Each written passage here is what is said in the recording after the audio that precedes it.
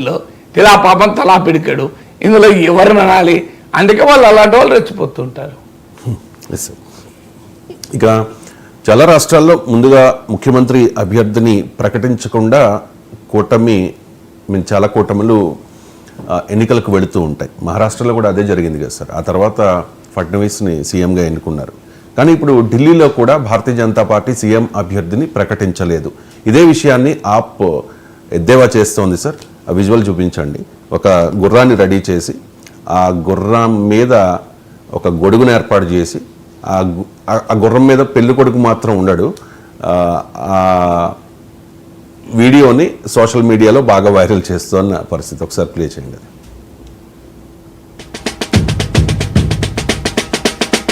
अरे ये बिना दूल्हे का घोड़ा किसका है? बीजेपी का है क्या? अरे बीजेपी वालों, अपने दूल्हे का नाम तो बताओ जी।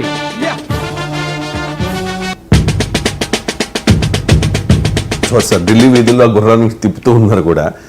అండ్ పాలిటిక్స్ లో ఆమ్ ఆద్మీ పార్టీనే కాదు, పాలిటిక్స్ లో క్రియేటివ్ గా క్యాంపెయిన్ చేయడంలో భాగం ఇది.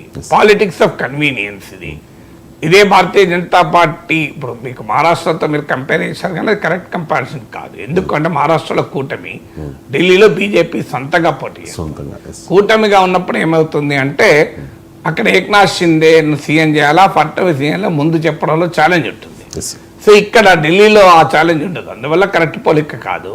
ఢిల్లీలో పార్టీ కానీ భారత పార్లమెంటరీ డెమోక్రసీ ప్రకారం ఎంపీ ప్రధానమంత్రి పదవిని కానీ ముఖ్యమంత్రి పదవిని కానీ చెప్పాల్సిన అవసరం లేదు. ఎందుకంటే గెలిచిన తర్వాత ఎమ్మెల్యేలు ఎన్నుకుంటారు సీఎంను, ఎంపీలు ఎన్నుకుంటారు పిఎంను. కానీ రాజకీయ పార్టీలు తమ కన్వీనియంట్గా ఉన్న చోట అనౌన్స్ చేస్తారు, తమ కన్వీనియంట్గా లేని చోట అనౌన్స్ చేయరు. సో వారి అవసరాలను బట్టి ఉంటారు. కానీ ప్రత్యర్థులు మాత్రం అటాక్ చేస్తారు. ఇప్పుడు మీకు ఉదాహరణకు బీజేపీ ఇండియా కూటమిని ఏమని అడుగుతుంది, ఇప్పటికీ మీ ప్రధానమంత్రి అభ్యర్థి ఎవరు చెప్పండి అంటది. మరి ఇప్పుడు అదే ప్రశ్న ఆమ్ ఆద్మీ పార్టీ ఢిల్లీలో అడుగుతుంది, మీ ముఖ్యమంత్రి అభ్యర్థి ఎవరు అని. ఎందుకంటే అక్కడేమో ప్రధానమంత్రి అభ్యర్థిగా తమకు నరేంద్ర మోడీ ఉన్నాడు కనుక ఇండియా కూటమి ఎవరిని ప్రధానమంత్రి అభ్యర్థిగా పెట్టినా ఆ కూటమిలో విభేదాలు ముందే ప్రకటిస్తే విభేదాలు వస్తాయి కనుక తన బలాన్ని ప్రత్యర్థుల బలహీనతల్ని సొమ్ము చేసుకునేందుకు ఎవరు మీ పిఎం అభ్యర్థి చెప్పండి అని అంటారు. రేపు భవిష్యత్తులో పార్లమెంట్ ఎన్నికలు వస్తే ఇట్లాంటి గుర్రాలను బీజేపీ తెలుపుతుంది. ఇండియా కూటమి करे वो इंडी गठबंधन का है, उसका कौन है అని వాళ్ళు అడుగుతారు. సో అందువల్ల ఇక్కడ రాజకీయ పార్టీలు తమ అవసరాలను బట్టి తమకు అనుకూలంగా ఇలాంటి ప్రశ్నలు వేస్తారు. తెలంగాణలో బీఆర్ఎస్ అడగలేదా కాంగ్రెస్ పార్టీని మీ ముఖ్యమంత్రి అభ్యర్థి ఎవరు? అంటే కాంగ్రెస్ పార్టీని అడిగారు, బీజేపీని అడిగారు మీ ముఖ్యమంత్రి అభ్యర్థి ఎవరు అని. కానీ బీఆర్ఎస్ చెప్తా మరి ఆ ప్రశ్న ఎందుకు అడుగుతుంటే బీఆర్ఎస్ కాదు అడ్వాంటేజ్ కనుక. ఎందుకంటే వాళ్ళకు ముఖ్యమంత్రి అభ్యర్థి ఉన్నాడు, వీళ్ళు డిసైడ్ చేసుకోలేదు కనుక.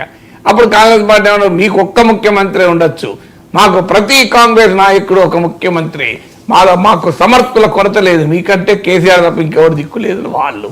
అదల్ల రాజకీయాల్లో మనం సీరియస్గా తీసుకునే డిస్కోర్స్ కాదు ఇది.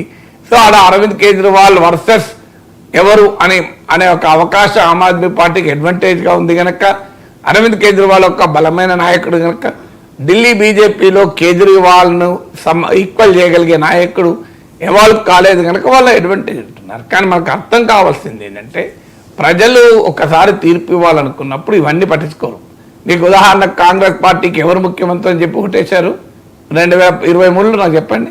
రేవంత్ రెడ్డి ముఖ్యమంత్రిని ఓటేశారా, ఉత్తమ్ కుమార్ రెడ్డి ముఖ్యమంత్రిని ఓటేశారా, బట్టి విక్రమార్క ముఖ్యమంత్రిని చేశారా, కోమటిరెడ్డి వెంకరెడ్డి ముఖ్యమంత్రి చేశారా? ప్రజలు కాంగ్రెస్ పార్టీ ఓటేశారు కదా. మీకు అక్కడ బీఆర్ఎస్ మాకు కేసీఆర్ ఉన్నాడు మీకెవరున్నారు, మాకు కేసీఆర్ ఉన్నాడు మీకెవరున్నారు అంటే మా కేసీఆర్ అయితే వద్దు ఎవరైనా కానీ అన్నారు, మాకు ఎవరైనా కానీ కేసీఆర్ వద్దు అన్నారు. మరి అక్కడ కేసీఆర్ ఉండగా కూడా ఇక్కడ ఎవరు తెలియకుండా కూడా ప్రజలు ఓటేయలేదా? సో అందువల్ల అల్టిమేట్గా ప్రజలు ఓటేయాలనుకున్నప్పుడు 1977లో ఇందిరాగాంధీకి వద్దనుకున్నారు. ఎవరు కావాలని ఓటేశారు? జనతా పార్టీ. చంద్రశేఖర్ కావాలన్నా, మొరార్జీ దేశాయ్ కావాలన్నా, వాజ్పేయి కావాలన్నా, ఎవరు కావాలని ఓటేశారు? ఎవరు కావాలి? చరణ్ సింగ్ కావాలన్నా, మాకు ఇందిరాగాంధీ వద్దను ఓటేశారు. సో తెలంగాణలో కేసీఆర్ వద్దను ఓటేశారు. అందువల్ల ప్రజలు చాలా తెలివైన వాళ్ళు. ఇలాంటి ఆయా సందర్భాల్లో రాజకీయాల్లో తమకు కలిసి వస్తున్న సమయంలో రాజకీయ పార్టీలు వాడిపోతుంటాయి. మోడీకి ప్రత్యామ్నాయం ఎవరనుకోని మోడీకి 63 సీట్లు తగ్గించారు 2024లో. మొన్న 303 సీట్ల నుంచి 240 తగ్గించలేదా? మీ ఇండియా కూటమికి 232 సీట్స్ ఇచ్చారు కదా ప్రజలు. ఎవరు లీడర్లు ఇచ్చారు? రాహుల్ గాంధీ లీడర్లు ఇచ్చారా? అఖిలేష్ లీడర్లు ఇచ్చారా? మమతా బెనర్జీ లీడర్లు ఇచ్చారా? శరద్ పవార్ లీడర్లు ఇచ్చారు కదా. అందువల్ల ప్రజలు తీర్పు ఇవ్వాలి అనుకున్నప్పుడు అవన్నీ ఏమీ పట్టించుకోరు. ప్రజలు తీర్పు ఇచ్చేస్తారు, మీరు వీళ్ళ వాళ్ళ అని. అందువల్ల అయితే ఇది తమకు రాజకీయంగా కలిసి వస్తుంది అనుకున్నప్పుడు రాజకీయ పార్టీలు ఈ రకమైన క్యాంపెయిన్లు చేస్తుంటాయి. Right sir. ఇక